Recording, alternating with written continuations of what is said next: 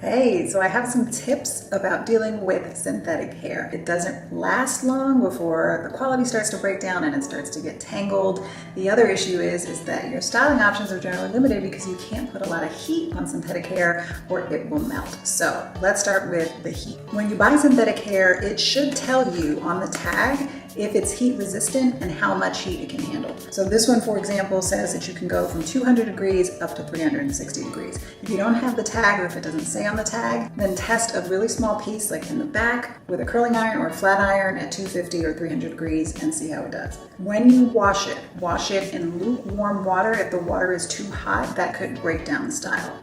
Don't scrub like you would with your own hair or with a human hair wig because that could tangle it up. So you just kind of want to massage it, rinse it out, and then squeeze it. You're trying to keep it from getting tangled. Then this is a great tip that a lot of you have taught me in the comments is soak it in fabric softener instead of conditioner. So fill up the sink, use about a tablespoon of fabric softener, soak it for about 5 to 10 minutes, and then again rinse and squeeze it dry. Lay it flat to dry. Synthetic hair dries much faster than human hair, so we can air dry.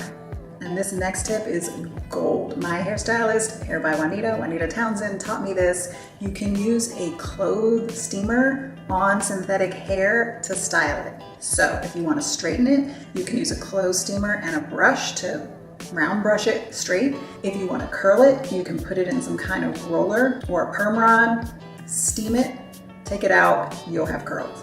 If you want to move the part, sometimes the wig will bite you and keep trying to go back to its old part. You set the new part, you steam it, it's locked in place. So those are just a few tips for styling synthetic hair.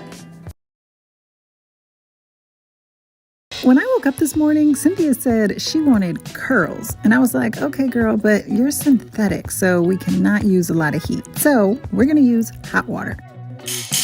Before I start rolling the hair, I'm gonna put the water on. Okay, now back to Cynthia.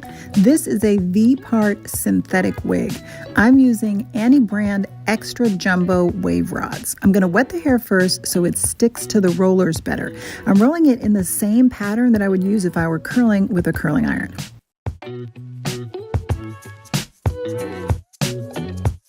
Once I get all those rollers in, I'm going to take Cynthia to the pot. I turn the water off so it's not actively boiling and then dunk her in. You only need to dip the hair for a few seconds. I left her in for 20 seconds. You can also get an electric kettle, heat the water up that way, put your hair in a sink and pour that hot water over your hair. Took her out, then I laid her on a towel to air dry overnight. In the morning, took the rollers out and the curls were curling. I put her on,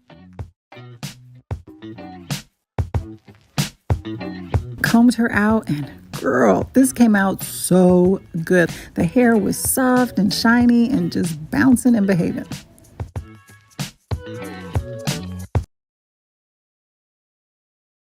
Should I even bother trying to rescue this synthetic wig after finding it like this in the back of my daughter's closet? I'm gonna try to save her, and I have a plan. I start by brushing out all of those knots and picking out the fuzzies. Now she needs a quick wash, and then I'm gonna soak her in a little bit of fabric softener and water. Let her sit for a few minutes, rinse, and lay flat to dry. The next morning, she's looking a little better, but it's still giving ratty. So I'm gonna use a steamer to straighten her out and soften the hair.